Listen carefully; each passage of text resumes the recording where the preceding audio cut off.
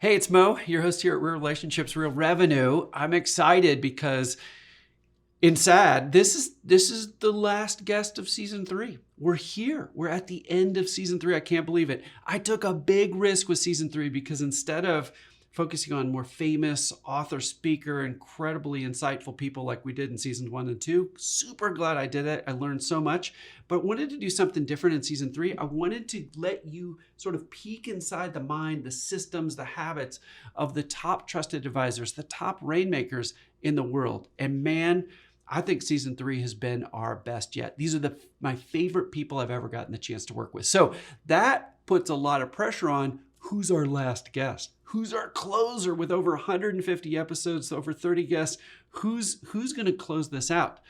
Haha, we have Jonathan Reckford. Jonathan is the CEO of Habitat for Humanity International. At the global level, he's running Habitat worldwide, took the helm in 2005, has grown it from very large to be one of the biggest not-for-profits in the world, with all of their member communities, member organizations, over $2.3 billion in revenue, impacted millions and millions, tens of millions of families with their houses, and much more. Habitat's a lot bigger than you probably think. Jonathan has crafted a vision and driven that growth. In this first episode, not only do we get to hear Jonathan's really interesting backstory, I learned some things that I didn't even know about him, but how those all connected the dots to lead him to run Habitat. That alone is worth this episode, but stick around to the end because we dig into how does Jonathan think about crafting a much bolder vision for anything, no matter what is being done. How do you craft a much more impactful, bolder, step change, kind of 10x kind of vision from what you've got? And you're going to be able to apply this not only for your organization and the part of the organization that you run, but also for yourself. How can you craft a bold vision where you can be inspired to do more than you ever thought possible? That is what this episode's about. So here is Jonathan Reckford.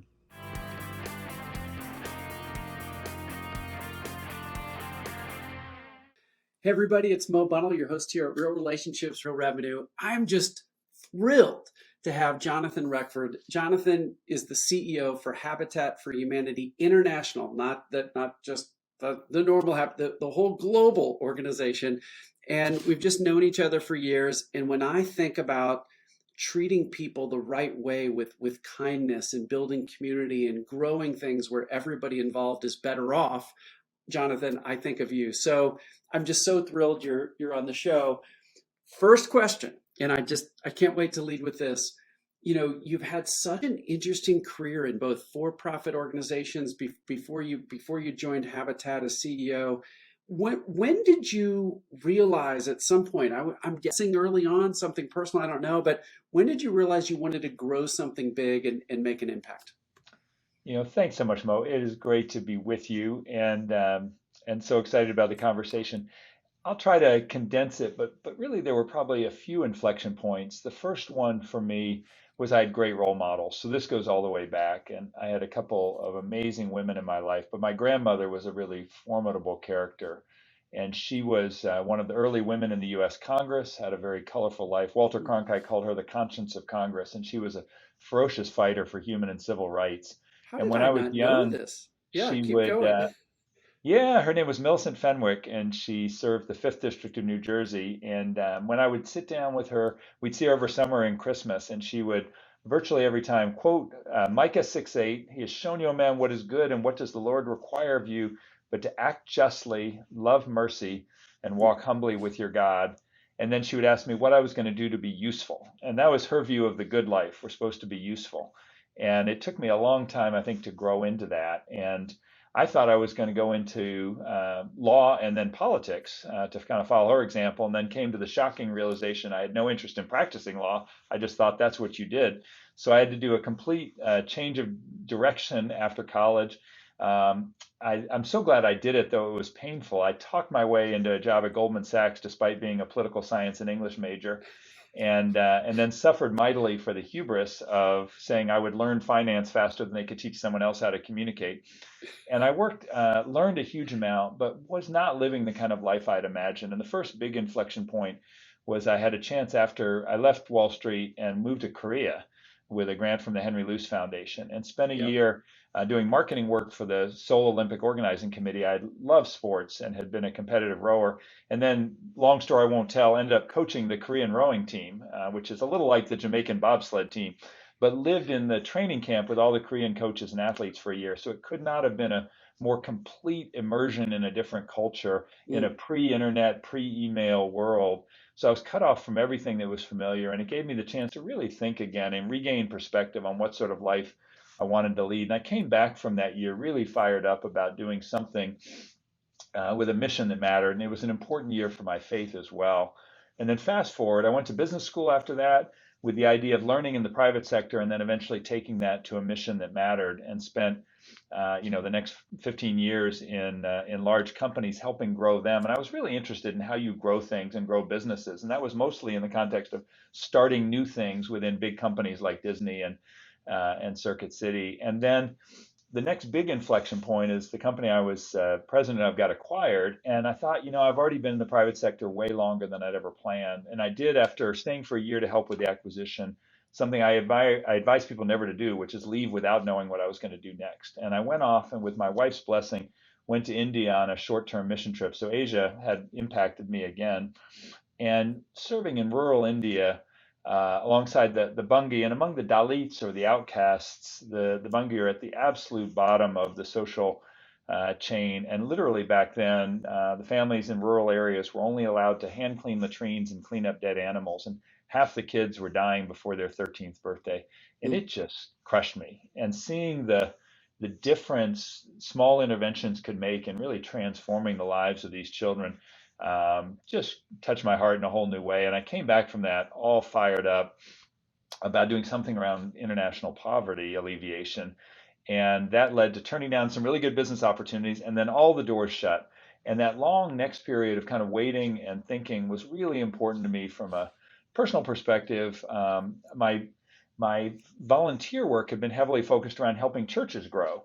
And that led most unexpectedly to full-time leadership in a megachurch that we were part of, a big Presbyterian church in Minneapolis. And now I look back, and that was the perfect complement to my private sector career to be ready when I wasn't looking, and Habitat for Humanity called back in 2005. And if I could have designed one mission that tied together, everything I cared about, it was really Habitat. I just never thought they would pick me, but it's hard to believe it's been 17 years, and this has been Yeah.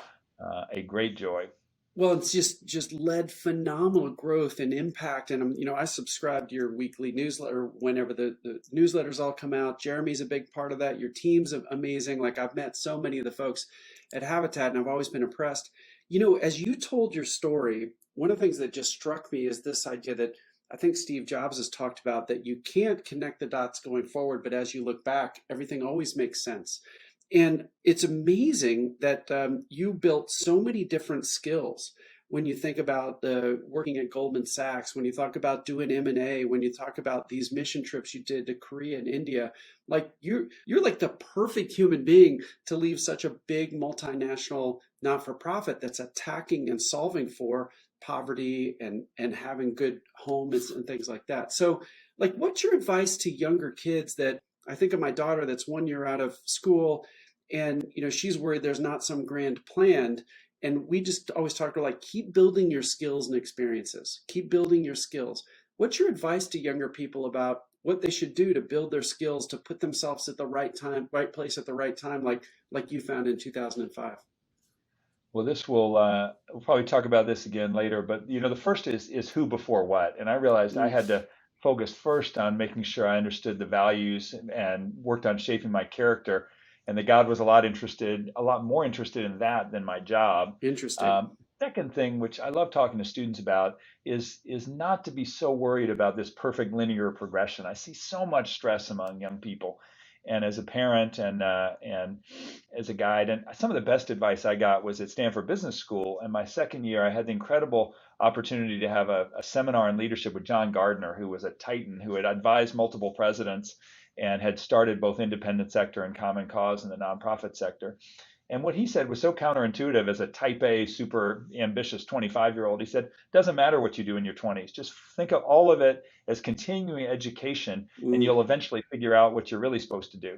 And that was really quite freeing in some ways, from the idea that if you don't get the exact right job, somehow your whole career trajectory would Yeah. be off track. And he was a psychologist who did a complete career change.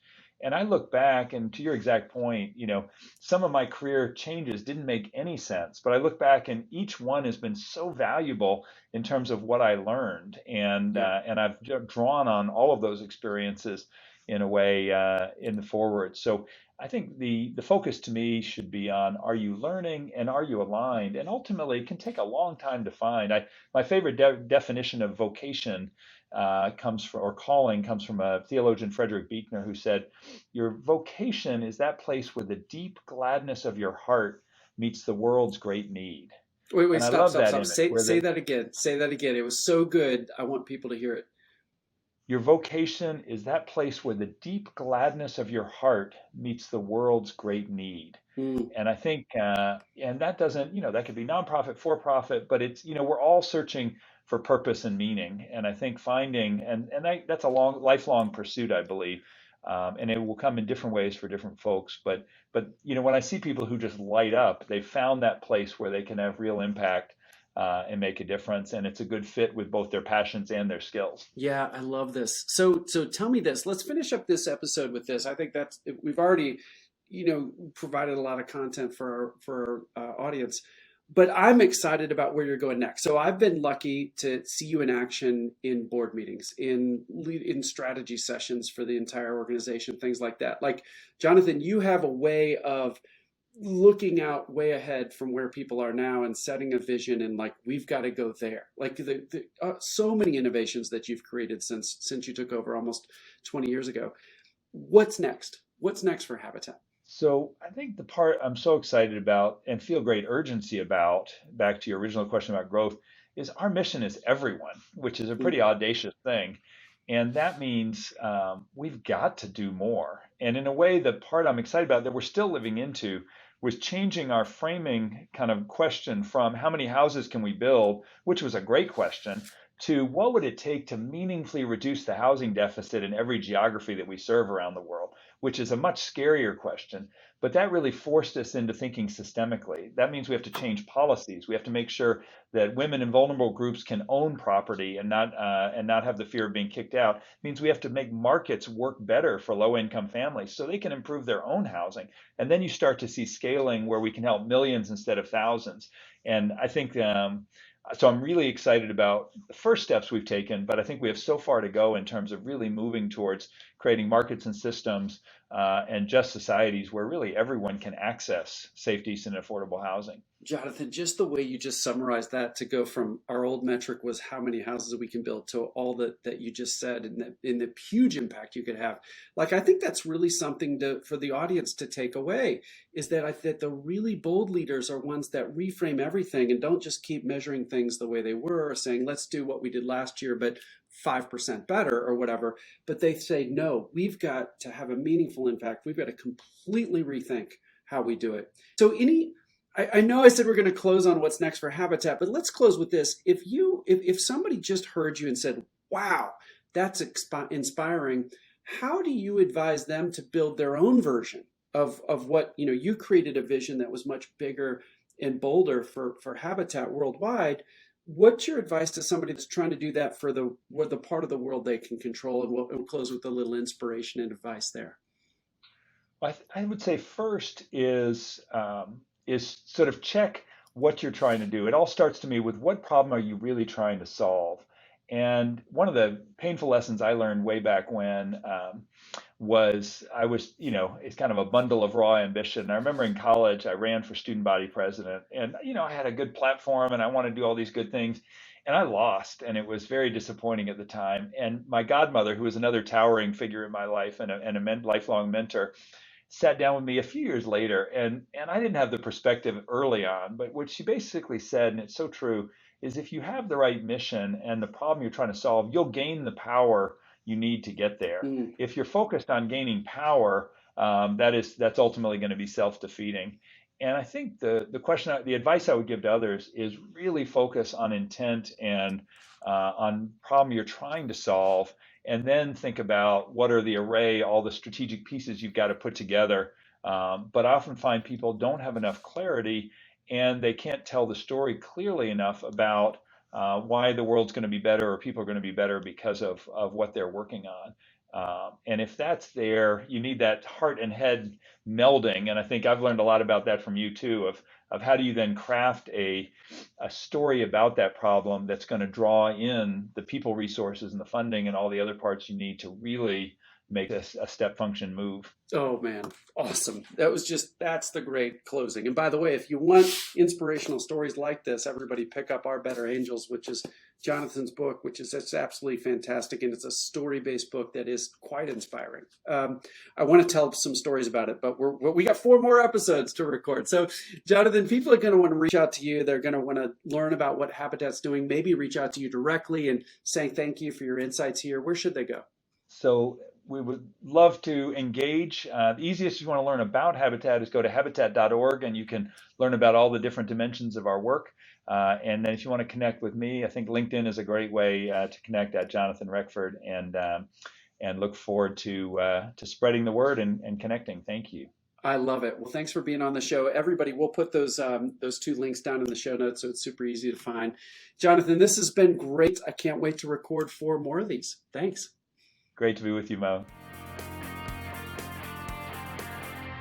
Hey, everybody. Mo Bunnell here, your host at Real Relationships, Real Revenue. I'm really excited because I'm with Jonathan Reckford. Jonathan's the CEO for Habitat for Humanity International, the global organization. And one of the things I've learned from Jonathan is how to inspire us to do bigger things. And in the last episode, Jonathan shared his way, his vision for how you craft a vision. So if you didn't catch that, go back and listen to it. It's my favorite part was near the end of the episode, everybody. And it is just so amazing to see what Jonathan and the change and the growth that you've driven at Habitat since you joined as CEO 2005. So building on that last episode, Jonathan, when you think about development work, when you think about change, when you think about growth, when you think about impacting the world in a bigger way, whatever words we want to put around it, what's your personal definition of that idea? Well, ultimately, it's all about impact. But to get impact, you've got to have the fuel. You've got to have the engine to make that impact happen. And I think about my old entrepreneurship professor, Jim Collins, before he became a guru, and talks about, what's that?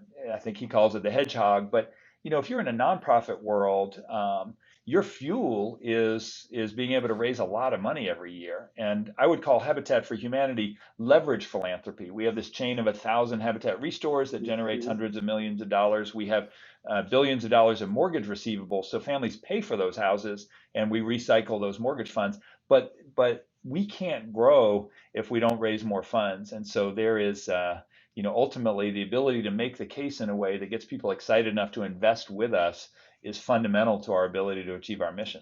Yeah, I love it. And what I love about how you framed that is it's about growth so you can have a bigger impact. And I know as you have conversations, especially you're more involved at the bigger donations and in the bigger gifts and investments, my guess is, well, I know that you're really making those quite bespoke at the highest level. You're letting you're marrying what somebody's desire is to have an impact of the world with what your platform is. I remember some stories, maybe you'll share some today, but how do you, I sense that, let me say it this way, I sense that you're incredibly adept, maybe it fluent at a level that you don't even realize, of having a conversation and marrying somebody's desire for change with your desire and ability to help. How do you do that? How do you have that conversation yourself, just personally? Well, I think, Mo, I've learned so much from you over the years. I think one of the things that scared me most when I came to Habitat was the fundraising, because I thought, oh my gosh, that's not my background. Yeah. And what I realized is my background in creating complex partnerships was amazingly aligned with good development practices. Yeah. Because I think what freed me, and I certainly saw this in the faith world as well, is if the frame is I want to extract money from you, that's not a very good frame at all, and that creates fear and anxiety and doesn't feel that good. When I sort of psychologically switch to I am helping you solve a problem, and if that's a big corporate partnership, that's there's some very strategic, and we can talk about building complex partnerships. Or at an individual level, it's actually not easy to give money away for people of significant means or even modest means. And so, how do we actually, for me, it was connecting people with purpose and having an abundance mentality rather than a scarcity mentality, which is what, if I can connect with purpose and the purpose is not Habitat for Humanity, that's still a good thing. Yeah. But some people are going to find our mission really meaningful and want to be part of this one. And so it's not about pressuring or trying to get somebody to do something they don't want to do. It's about really trying to understand what people are trying to accomplish or the impact they want to have, Yep. and then looking for a fit. And where there is a fit, finding ways we can help them have that impact in a really joyful way. I love this. So let's say let me take a step back. One of the things that we've gotten in feedback from the show, and just the show's growing like crazy. I know you watch some of the episodes too. One of the feedback we've gotten is when the episodes that are super practical, you give a tip I can use right away. Those are the ones people like. So we've hit the conceptual, that we're looking for win-wins. I loved your words, abundance mentality. Let's say that you're getting ready to meet with a really big retailer or a big potential foundation or somebody where there really could be some kind of meaningful, complex partnership and collaboration here. And you're getting ready for that meeting. You're going to fly to XYZ town. You're going to meet with whoever the key decision maker is. How do you prepare for that meeting? How do you get ready for it? How do you even play us all the way through the preparation, the getting ready, what the first couple minutes look like, all the way through what you're looking to get to at the end. Give us that play by play, and we'll sort of get this peek behind the curtain and see how Jonathan Reckford does it. Oh, that's great. It is first. Let me just say, when I get to brag about the amazing results, virtually all of it is because we have an incredible team who really does all the Yeah. work. And so I find often my role is at the front end, opening doors for our team, or at the back end, celebrating and closing and helping my colleagues close out a major deal, and then maintaining relationships. And so it's different for different kind of donors, but I think the fundamentals are quite similar. First, absolutely do the homework. So before I go into a meeting, usually I've got a brief that both has the biographical information for the donor, but also as much as we can learn about their personal history in terms of their passions, in terms of their what else they have given to, what Yeah. their strategy is. So if it's a corporation, we want to understand what they're trying to do. Not only their charitable strategy or ESG or corporate social responsibility, but what's their actual business strategy, Yeah. because we want to actually create a value proposition that is going to meet their business needs as well as allow them to have more impact because they've partnered with Habitat. And I can give some examples of some of our big partnerships.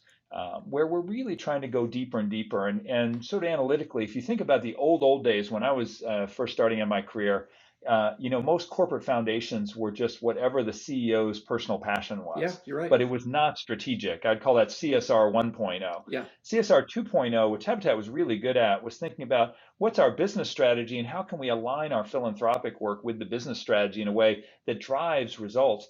And what we found is employee engagement, because of the unique volunteer aspect Ooh. of Habitat.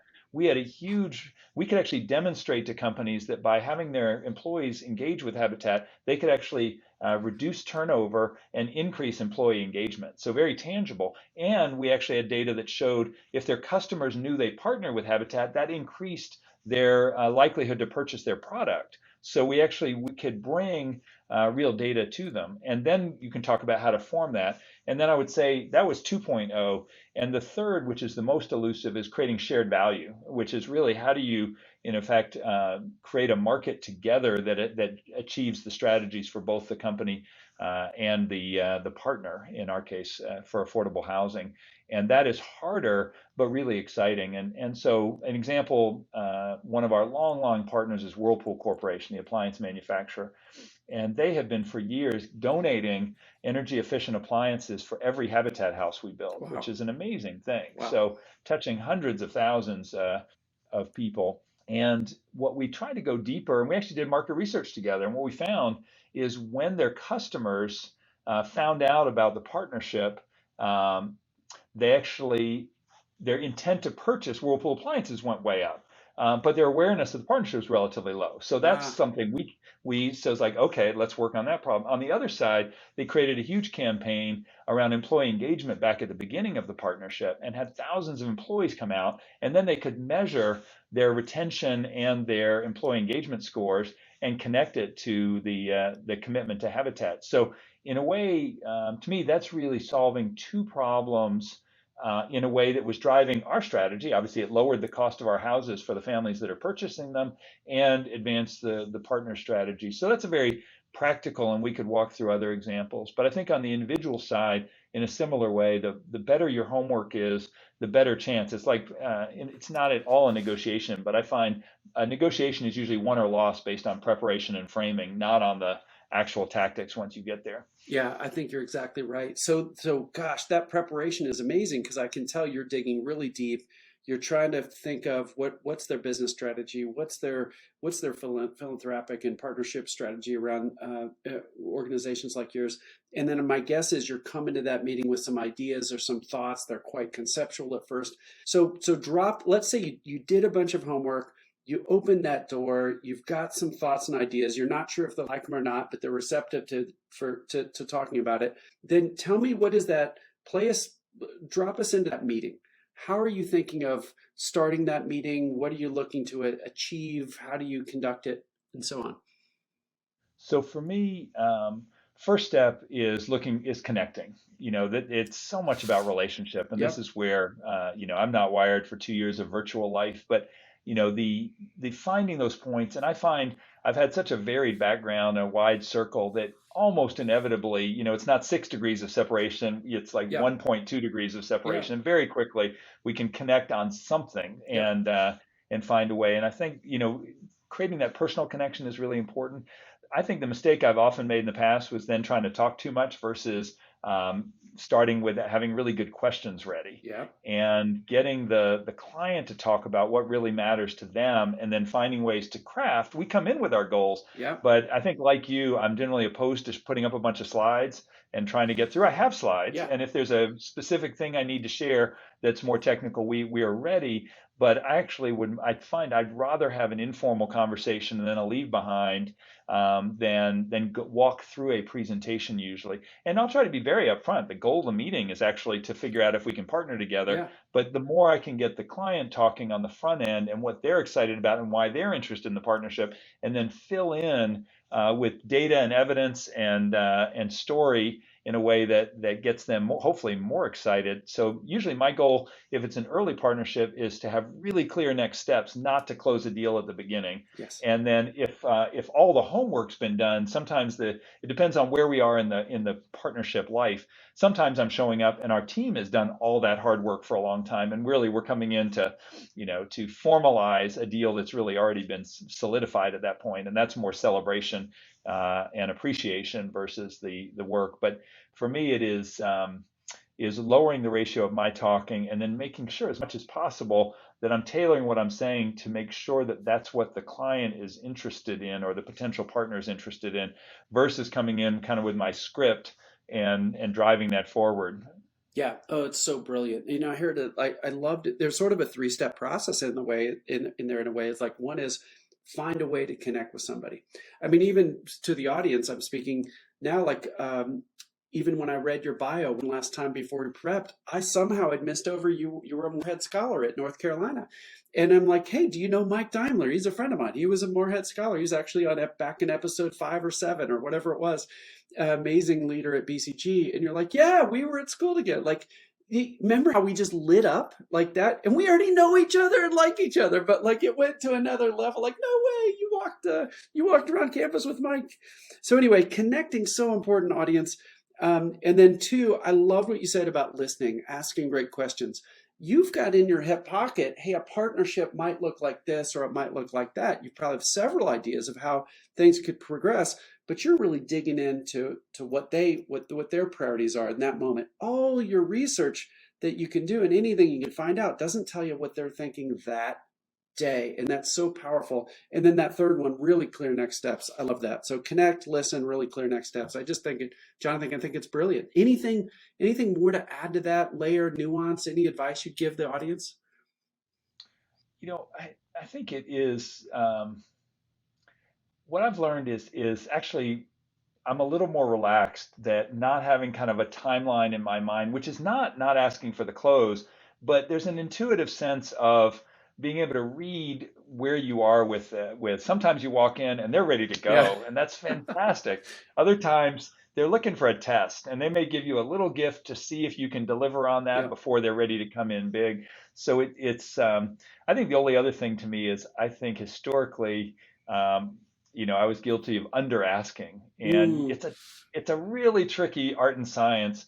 You want to over ask, but not over ask by so much that it's not credible. So that goes back to doing homework, which is really understanding their budget or their potential, and then coming in with something that would be a big stretch but not ridiculous, and think about but envision in a way that would get them excited about a level of impact that they hadn't imagined, sort of shifting the conversation to a bigger picture of what impact could look like. I love that. And it's such a great close to this episode because interesting, Jonathan, that was the close to the last episode. But as we were talking about how, like your vision for where you want to take Habitat and where you're taking things in the future is so much bigger than where it has been, despite all the success. And here you're doing the same thing, but with client or customer or partner relationships, if you will. So really cool way to close. People are going to want to reach out to you, Jonathan. How should they do that? So it would be great if you're interested in Habitat's work. The first great step is go to habitat.org, our website, where you can learn all about the breadth and variety of things we do. And for a personal connection, LinkedIn is a great way to connect with me personally, and we look forward to that. Perfect. When everybody will put that down in the show notes. So two amazing episodes, Jonathan. Everybody follow, subscribe, make those phones light up, whatever you need to do, because there's three more great episodes with Jonathan coming up, and you're not going to want to miss them. Thanks, Jonathan. Thanks, Mo. Great to be with you again. Hey everybody, Mo Bunnell here, your host at Real Relationships, Real Revenue. Third of 5 episodes with Jonathan Reckford. Jonathan, CEO of Habitat for Humanity International, and just an absolutely amazing human being. Jonathan, I'm so happy you're on the show. 2 great episodes before this one. Everybody check them out. They're all about inspiring internal organizations, inspiring partnerships and organizations to partner with us. Really great stuff that was very inspirational and also very practical. In this one, Jonathan, we've done some really cool things together. We were catching up on some of those as we did our sort of final prep before recording. What's your favorite piece of content or anything that you've ever seen from Big, or that you and I have worked on, or our teams have worked on, or like just what's your favorite thing? Well, Mo, it's great to be with you, and I have every time I'm with you, I learn something new that goes on my checklist. It's hard to narrow to one. I'm going to cheat and do a short. I'm going to do two, but I'll try to keep them quick. The first one goes back to the first time we ever met, and it was really we used a. There are lots of different tools out there. We used one called the Herman Brain Dominance Indicator, and what it really helped me, and I've used relentlessly since, is helping to think about the partner that I'm meeting with, the potential partner, and thinking about how do they think about and how do they make decisions. Yep. And it breaks them in. And I think about a couple that I just adore who are some of our biggest partners, and they are completely different personalities. And for one, they both really care about impact, but for one, it's all about the heart, and then what they want to know, who are we helping and how is it changing their lives. For the other one, it's all about the data. Yeah. Show me scale, show me the numbers, show me the data. So framing the story has to Ooh. make sure that we're bringing in and reflecting and sequencing the both parts of that story. And so I often think about how are we shaping our presentation or our storytelling in a way that touches people who are more analytical, people who are more strategic, people who are more, their first move is how does it touch, the impact on the individual lives. So that's something that now, with my own board, with our major donors, and even with other kinds of partners, trying to think about framing Habitat's story in a way that would appeal to that diversity, and then leading based on, the best we can tell, what would be most important to that person versus what maybe where I'm most comfortable leading. Yep. The second one Wait, stop, stop, is stop. Let's I want to go back and forth on that one because it's Yep. really good. And this is something a lot of people don't cover. There's some research that shows people remember more when things are wrapped in story. The best study I found, I can't remember the researcher's name, but they had people just memorizing serial lists, just of words, just memorize these words in a row. And you can imagine if somebody just tries to memorize words, they can they can memorize X many of those, whatever X is. You do enough people, you can average it out. If people are told, take these words and make a story around them. So you just take all the random words and you invent this crazy story with unicorns and rainbows or whatever else you want. Like the serial list memorization, if you will, that researchers call it, it literally goes from like 13 words to 75 words, or the percentage of words remembered went from, I think, like 13% to 75%. Like it just went to the moon. And I think what's interesting about wrapping data in story is the data part. Some people, yes, will remember that you grew the impact 13.2% or whatever, but everybody will remember we grew a lot and how you incorporated Jane and Susie into the story in a way that their lives were changed because of it. So just go back a step and tell me, how do you do it? So let's get super practical. You've got data. You're meeting with, you've got a board meeting, you've got a potential donor you're meeting with. How do you meld the numbers into a story? Give us the facts, or give us the method. When I joined Habitat, what I heard is great on stories, weak on data. And you need both, but hearts are changed by story, not by data. Now, people want to know that the story you're telling can be replicated and be true for more. But I've seen even hardened business people still want their hearts moved, and hearts are changed by storytelling. So I'll give you a short version of a story as an example. One of the really cool things we're doing is trying to make the whole microfinance industry do home improvement lending, which no one believed was possible. So we started lending our own money to microfinance banks to start housing programs, and then raised a big $100 million fund and started lending capital and training microfinance banks on how to do housing lending. I just got goosebumps just as you're telling that story. I didn't hear a number yet, but keep going. So this is the data. So let me now personalize it. So I'm in Cambodia and I meet this wonderful couple who is now partnered, and they had two girls who were reaching puberty and they had no sanitation. And stop and think about all the implications of privacy, of safety, of health, of being able to go to school if you don't have sanitation. So they borrowed money through our partner in Cambodia and took out a loan and built a bathroom for the first time for their family. And you think that's not a whole house, it's just a bathroom, but huge life-changing impact for that family. Right. And that experience was so positive. As they paid off the loan, when I met them, they had just taken a much bigger loan and they were building a proper house for the family for the first time. And so you can start thinking about, wow, their girls are going to be safe physically, they're going to be healthy, they're now going to have a whole different outlook in terms of their confidence, they're going to do better in school, they're going to be self-sufficient in a different way because they're launched. And that's because we gave them access. Now that story's been replicated, so we've helped directly 1 million families, and including the demonstration impact, we're now approaching 8 million families who've been able to access home loans through this whole program, which is really exciting. But the reason storytelling is important is you've got to put a face on it in a way that starts taking it from numbers into, oh wow, this is a meaningful impact on a family's life. Oh, brilliant. And that's what we'll remember. We'll all remember the story.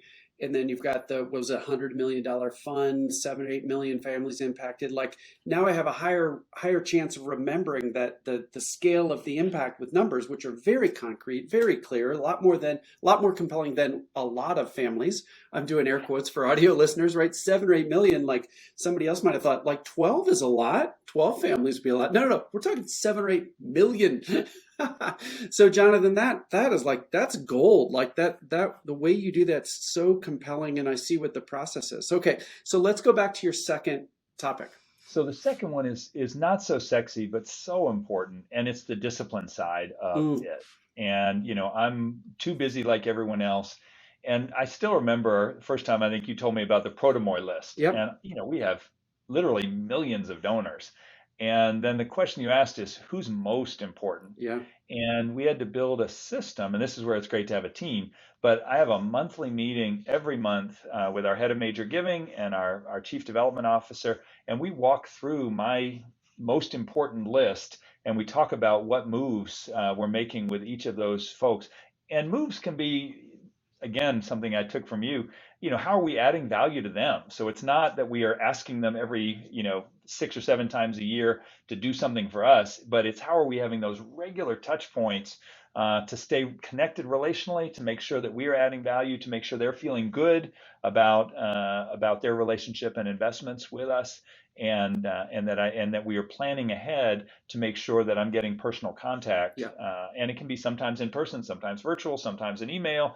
It doesn't have to. There's a variety of ways to do it. But I think the part for me was really the takeaway was the discipline and rigor of being very intentional about your most important relationships. Let me ask you this. How big in size is Habitat for Humanity at the international level? The part that, when you're looking, you're overseeing everything. What's the magnitude of the organization? So, we have gotten pretty big thanks to millions of supporters. So, the direct money the umbrella group, Habitat International, raises is about 350 million a Yep. year, and our total revenue as a system last year was about 2.3 billion. Uh, Well, what the reason I ask that is I want to tell the group right now, the audience, I'm looking in the camera audience. Jonathan is running, three and a half, two, what'd you say, $2.3 billion organization that you're overseeing effectively. Yep. And you're taking the time to have monthly meetings. So, audience, I'm looking at you now, not Jonathan. Jonathan's taking the time to have monthly meetings to think about his Protomoi list, to think about how he can be human and connect with these people, how he can talk about habitat solutions with them, both on a sort of a human and a hireable way, if you will, both aspects. And you're finding time to do this, and it's working amazingly well. Like the amount of growth you've driven is nuts. And what I see too often, what I hear too often is somebody goes, "Oh, Mo, man, I just don't have time this month. It's really busy. We're really swamped." Whatever thing you want to say, relationships are formed over the long term. We've got to somehow integrate reaching out, staying close with people with being busy. So, Jonathan, your thoughts on that? Like when you get really busy, what do you do to make sure you're doing like just little tiny incremental outreaches, staying in touch with your most important folks? I think it is first, if you know who they are, that's so helpful. Yeah. And then, put it on the calendar. So am I doing a 30-minute video call? Do I have at least, once a year a personal visit scheduled with them to make sure whether there's an ask or not, just to maintain the Yeah. relationship.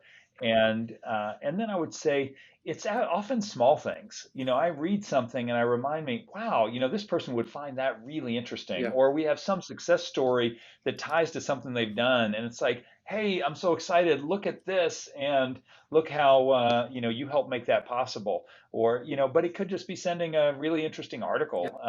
These are not necessarily huge pieces, small touches just to say. Thinking about you, or even I'm traveling near their market, may not work to get together, but it's an excuse just to say, hey, was in your area and would love to see you, and if we can't, thinking of you. And I think it's the accumulation of small touches that make you feel connected.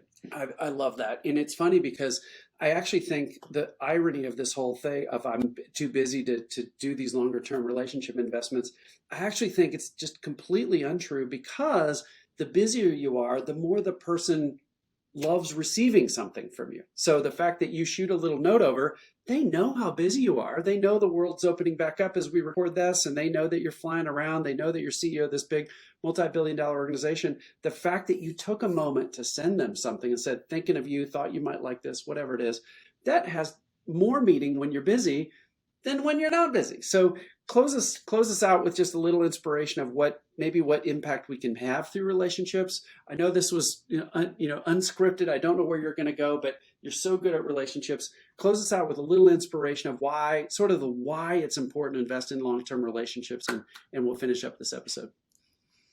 It's I'm going to take it a slightly different direction. You never know, and it's one of my views of trying to be interruptible. So it is time, especially when you're busy. one of my goals is never be so busy and so overscheduled that if I get someone who wants to connect, that I don't have a constant no. And it takes some discipline, and you've got to be careful about it. But to me, I think about I've got one of my all-time favorite donors, won't give a name in public, but another donor hosted a breakfast for me in London and couldn't even make the breakfast, but set up the breakfast and hosted it and invited a bunch of friends.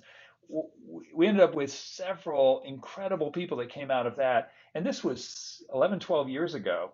And it took a long time. But now, for one of the people who came to that breakfast, they joined our board. They're one of our large individual donors. Their company is now a significant partner and gives to our work. Most importantly, this is somebody I just love getting to spend time with. Yeah. And so it is now that breakfast was just a relationship breakfast. There was no hard pitch. There was no sell. There was no, it was just opening a door and then follow up. Next time I was in London, we had breakfast. Next time, and over time, Yeah. that became a friendship and a deeper relationship and a chance for deep impact. So I think it is, I loved the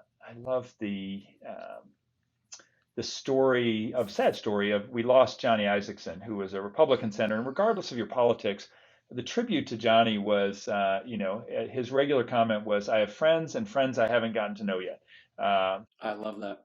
And so, whether you were aligned with him politically or not, he was all about getting stuff done, not all about getting attention or social media. And because of that, he had deep impact. And I think it is the quiet behind the scenes, deep relationship work that actually gets stuff done versus the sort of flash that substitutes for that in too much of our transactional world. Jonathan, I'm not commenting, like that's the end of this episode. That's perfect. People are going to want to reach out to you, say thank you for this episode, learn more about the super cool stuff you're doing at Habitat. Where should they go? So if you want to learn more about our work, go to habitat.org and you can see all the different kinds of ways we're working around the world and in your community. And for personal contact, reach out to me at LinkedIn and would love to connect. Thank you. Oh, it's been so good. So I'll drop those links down in the team will drop those links down in the show notes for everybody. Jonathan, this is great. Everybody, audience, we've got 2 more episodes coming up with Jonathan Reckford coming up next. Hey everybody, Mo Bunnell here, your host at Real Relationships, Real Revenue. This is our 4th of 5 episodes with Jonathan Reckford. Jonathan is just an amazing human being, somebody I consider a great friend, and he's CEO of Habitat for Humanity International at the global level. This 4th episode, Jonathan, this season's been so fun to record these, to have similar questions across everybody. The 4th one's maybe my favorite. And what I want you to do is be humble. I know you don't like talking about yourself. I know your style, but I want you to be transparent and share a story, some kind of development or growth story that you're really particularly proud of. Well, thank you, Mo. Great to be back with you. It is, I was thinking, a story that would be interesting maybe for your listeners and viewers is another complicated corporate partnership that has been really powerful from an impact perspective. And I want to share a little bit because I think it captures a lot of the things we've been talking about. And this is the Hilti company, and they are a Liechtenstein-based industrial tools. So if you go to big infrastructure sites, the super high-end high quality tools are often Hilti tools, and they really care about housing, which is fantastic, and they know a lot. And the relationship began, at least 10 years ago, maybe a little longer, when their US division started doing local volunteering with our local affiliate in Tulsa, Oklahoma. And then there was a big disaster, and they started doing a little bit more after a hurricane hit in Indiana. And that led to my meeting the US CEO. We built a good relationship. He then introduced us to their global foundation. And it took a long time. They had been burned by some other nonprofit partnerships that hadn't delivered. And these are a group of Swiss German engineers. So they are all about, deliverables. This is a group you underpromise and overdeliver with. It, yeah.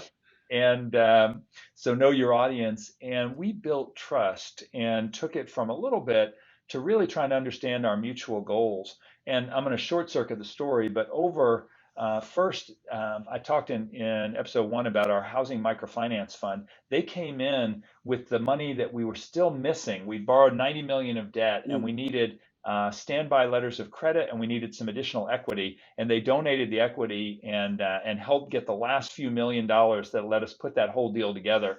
That then helped millions of people. And in a way, that was just the next step. And we started really aligning around what their goals were and what our goals were. And we built in an employee skilled, leveraging their skills. We built in some of their interest in innovation and creating new ways of building. And it really became a wholesale. They started sponsoring our regional housing fora, where we bring together the public sector, private sector, and nonprofit sector to talk about how do we really move the needle in each region in terms of housing. And then they sponsored our global advocacy campaign and became a sponsor of that. And then most importantly, they looked at our strategy of direct local work, systems change, and engagement and built a joint strategy to attack all of those. So we're doing a really exciting partnership in Philippines and Nepal, where we have a goal of building 10,000 bamboo homes, and they actually came up with a better way to treat a particular kind of bamboo to make it highly sustainable and durable and earthquake and typhoon resistant. So we're building safe, resilient homes with them and demonstrating a scale model. Then they're continuing to invest in our market development work. We have a shelter venture lab and these tech accelerators for private sector actors, and they're using their engineers to help coach some of these entrepreneurs who are coming up with better building products for very low income families. So there's a deep engagement. And then we have a mass volunteer where we're building huge numbers of houses in Romania, and they actually helped us value engineer the houses to get the cost down. And then they're going to have volunteers come in from all over Europe and help build the houses. So just a really complex partnership. They've now made a $50 million commitment, Wow. and it is so there's not only funding, but it's making us better, but we're also achieving their goals as well. So to me, that's a sort of full strategic partnership, and that to me is much more exciting than just a transactional donor relationship. Oh man, there's so much to dig into. So I learned this question framework, by the way, from a good friend named Luke Burgess. He's wrote a book called Wanting, and he's got these questions. You say, what, ask somebody, hey, what's something you're proud of? So I need you to again be transparent here. I know it's not your norm, but the next question deeper is, what did you personally do that makes you proud about that? And I realize it's hundreds, I guess really thousands of people on both sides that are incorporated in this whole partnership. So obviously it's a big team, but if you pull down to the little piece that you did, or what would you say you personally did that you're proud of around this partnership? I think the part I'm proud of and my personal engagement, and you're exactly right. Our microfinance team, our Asia team, our Yeah. Philippines team, there were so many players who were deep into this. I would say the place I did was really building trust with the head of the foundation, Mm. and now that person's actually turned over, so I had to do it all over again. But we meet every quarter and do a one-on-one, and it's all about joint sponsorship, so that then their team and our team know that we've kept alignment at the senior level. So at the front end, it was all to me about trust building, that we would get building a personal relationship, and then building trust. And trust, as you probably taught me, is on multiple levels. So there's trust. Are you an honest person? Yeah. Then is there trust? Are you going to do what you said you're going to do? Yeah. And are you going to do it well? So there's sort of dimensions of trust. And I think the first side of this story was all about building trust. I think the second side is being very direct. Here's what's going well. Here's what's not going well. Here's where we need help. But maintaining that relationship. And then, that meant flying into Liechtenstein a few times. And what's really cool then is the family has also gotten involved. And one extra bonus is then they hosted a gathering of their friends in Europe, and that's led to a whole bunch of other donor relationships. So it's sort of the gift that keeps on giving. Yeah. But I would say for me, it's very much about the relationship and then just supporting the team in terms of joint problem solving. So if there are places we're falling short, being very transparent about that, and here's what we're going to do about it. Yeah. If there's help we need from them in terms of changing expectations, or sometimes what a corporation wants may not be what the community wants, and how do you find that sweet spot that meets the goals of the community as well as meets the goals of the sponsor. And so I think, but for me, it's being involved at the strategic end Yeah. and the relationship end, and then trusting, our wonderful team to really deliver on execution. I'll take it a little different to a different spot, and I want to get your reaction to this. I totally get that you had to focus on trust. I like how you went strategic in relationship with that quick summary. It's particularly inspiring because you had to, because as you know, that word those words consequence history, that person that you originally had to work with at the foundation level had a bad history with other partners. So you had to not just, you weren't starting from a clean slate, you were starting from a negative. And as we know, the research shows bad is stronger than good. It is really hard to overcome consequence history like that, or like our friend, mutual friend Ned would say. So the other place I wanted to go is this: you also have this incredible knack for crafting a vision and making incremental progress towards this. And as I heard you tell that story, I heard next step. Next, it made sense to do this. We took our next action. Then they did, like, there were lots of words where it was really clear. My guess is, here's the question: did you typically help think through what's next for us to mutually help each other more? How can I get that done? Building trust along the way. What's next? What's next? What's next? And you're just continuing to climb in the impact that the partnership is having. So I would say I'm definitely a participant, and I want to give credit here. Yep. Our head of Asia and actually our head of fundraising for Europe really did an amazing heavy lifting. And then they prompt, and set me up to be good. So actually, before any of those quarterly meetings with the head, we have a pre-meeting where we walk through both what's all the bad news and what's our story and how we're going to fix the bad news, what's all the great news that we can celebrate, Yeah. what feedback have we heard, what will he have heard from his team, and how we can be ready. So I do think there's a preparation piece of that, and then the other side is, you know, I feel like I'm not so great on execution. I'm pretty good on strategy, and what's interesting to me then is always that point of really understanding where they're trying to go, and Yeah. then where it does intersect and does not intersect. And one thing that's been hard for me is learning to say no to stuff that wouldn't be good for us, Oh, and interesting. therefore it wouldn't be good for them either. Right. So, there's a temptation in the nonprofit world to do whatever the donor wants, and you can get burned really badly doing that. So it's that looking for that elusive intersection of things that are on mission for us and on mission for them, versus letting a donor kind of create or turn your program, because the promise of that big check can turn you upside down. Oh, this is so good. That's the perfect ending of this. I think it's neat too because this will, obviously, audience, this is our fourth of 5 videos. What you just shared there with that inspirational story just so beautifully builds on how you think about crafting a vision internally, externally, all the prep we talked about in those first 2 episodes. And then the last one, starting to talk about the discipline side, building trust, staying on top of relationships. So I guess what I'm saying to the audience is go back and check out the last 3 episodes if you like this one, because there's a lot of how-to and a lot more depth around it. So Jonathan, this is great. Where people are going to want to reach out to you, they're going to want to say thank you, maybe learn more about all the cool stuff you're doing at Habitat. Where should they go? So we want everyone to get involved. We think everybody should. But if you go to habitat.org, our website, you can learn more about the breadth and variety of things that we do. And personally, be delighted to connect. I'm on LinkedIn, and that's a good way to reach me as well. Thank you. That's awesome. And we'll put those down in the show notes, everybody. I got to say this again, too. I know I brought it up on another episode, but Jonathan's book, Our Better Angels, is fantastic. It's a story-focused book.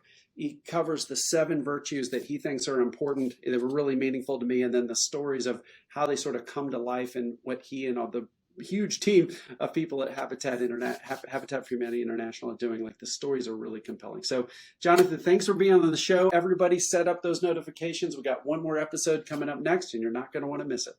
Thanks so much, Mo. Hey everybody, Mo Bunnell here, your host at Real Relationships, Real Revenue. I'm sort of sad. This is the 5th of 5 episodes with Jonathan Reckford. He's CEO of Habitat for Humanity International. Man, the last 4 episodes have been inspirational. Jonathan, it's been amazing to see, how much growth there's been at Habitat worldwide, as since you took over the helm in 2005, and it's just really cool. So what's neat about this episode, now you get to look back. and you get to magically record a video and send it back to your younger self with some advice. What do you say? So thanks, Mo. Great to be back with you. I would start, which actually goes all the way back to the first episode, and I think it's true on multiple levels. But the first thing I would say is focus on who before what. And I think so often when I was young, it was all about what am I going to do, which is a good question, but I didn't spend enough time early on who I want to be. Mm. And I think if we don't get the first part right, often the second part doesn't work out quite as well either. And so for me, getting re-anchoring in my faith, re-anchoring in the values that are going to be the frame in which then I can pursue growth, was really important and critical. And I think that those it's I often talk about the white space. Our resume is all the shiny stuff we want people to see. The white space is often the really interesting stuff. What happened behind, that's not on the resume, that are really those formative experiences and those times where you really grow. And often I know, which many people have said, that when you succeed, you often don't know exactly why. When you fail, it's often pretty clear. So embracing, and if you never fail, it's likely you're not going big enough. So it is. I think the second piece I would say to myself, Let me ask a quick follow up on that first one. One of the things I was struck as I reread Our Better Angels was how clear these seven virtues, I guess you would say, yeah, seven virtues are: kindness, community, empowerment, joy, respect, generosity, and service. Were these already forming in your mind at a young age that crystallized when your book came out a couple years ago, or yeah? I think it was really hard to even get down to seven, but people can Yeah. only keep seven in mind. But it was, in a way, the book was a response to the soft side, but really important side of Habitat, which is the product is about housing and getting people better housing. The distinctive thing about Habitat is our volunteer work, and we engage pre-COVID about 1.5 million volunteers a year. And that's really important because it's not the fastest way to build a house, but really it's the most loving way. And for any of you listeners or Yeah. viewers who ever come out and volunteer with Habitat, it's to me all about community and relationship. And so, in many ways, the book came from an op ed we did with President Carter after a big hurricane in Texas. And his observation, quoting President Lincoln, was after a big crisis, suddenly you have neighbor helping neighbor, and nobody cares what religion you are, what political party you are. You're just so glad somebody showed up to help.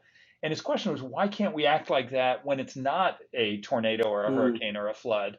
And where is that? And that was the idea of Better Angels. And then a publisher came to us and said, would you turn that into a book? And it reflected for me a chance to talk about what Habitat is for. We have so much of social media that's all about engaging people through fear or anger, and we're all about bringing people together. And one of my Yeah. favorite quotes is Archbishop Desmond Tutu, one of my heroes, who sponsored a build every year in South Africa. And what he said is, when the physical walls of the house go up, the invisible walls that separate us as people come tumbling down, and hope is built in the community. And I Mm. think, I know long before I ever thought I'd work for Habitat, I was working for the Walt Disney Company and came out to help build a house. And, Disney would spend a fortune on what I'd call artificial team building. And going out and actually putting siding on a house alongside a family was by far the best team building experience we'd ever had. And a bunch of us then kept volunteering. And of course, the more senior people were not necessarily the most skilled. It changed up the sort of hierarchy. But most importantly, you get a sense of what community is supposed to feel like, and too Yeah. rarely does. And so I think the goal behind the book was just to give stories of transformation that would give encouragement to people to go out and do something in their community and be part of that transformation. Well, it inspired me. I love the words radically inclusive, as you talked about Habitat too. Like that really struck. There's so many moments in the book that struck me. Okay, so sorry, I got us off track. I just was curious if sort of the who before what was if that who in your younger self actually started to become the book. But the story's super. I didn't know the genesis of the book. Really cool. Okay, so you were going to say a second thing about recording a video to your younger self. Yeah, and I think it goes back to where we started, which is really, I actually think that follow your passion is incomplete. The danger with passion is it doesn't necessarily mesh with skills. So if I took that advice as my younger self, I would have gone for an MBA career. And that would have been pretty cool, except I had all the passion. But I was in Mm. college with some guys named Michael Jordan and James Worthy, and there was a slight skill gap.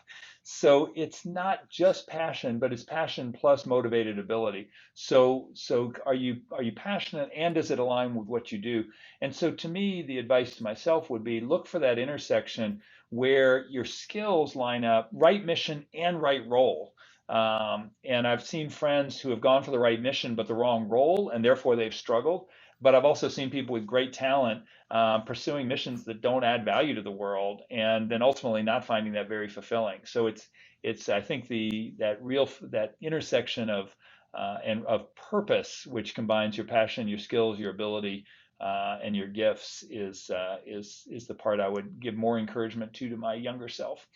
I like that. I was a guest on a show yesterday, and the person asked, "Hey, what do you think enduring success looks like?" And for me, what I look up to other people are people that are living the life they were supposed to live. They didn't get trapped by some title or whatever, and did things that weren't really true to them. And I really like the way you synthesized how what does that look like? What do you do?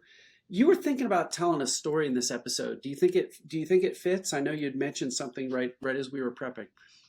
Well, it is, if listeners will indulge, because it's such a cool story. I was going to just share my story of my friend Boris, because it does tie very much to purpose. Let's do it. And Boris grew up in Charlotte, North Carolina, and lived in a neighborhood called The Hole. And he's given me permission to tell the story. It's in the book, and you can imagine what kind of neighborhood The Hole was. And there were Yeah. shootings. It was unsafe. They had no indoor plumbing. I know what you're talking about now. Yeah, keep going. It was really rough, and Boris was struggling. He was flunking first grade. Things were not going well, and he could have easily been one of those kids who just got lost and written off.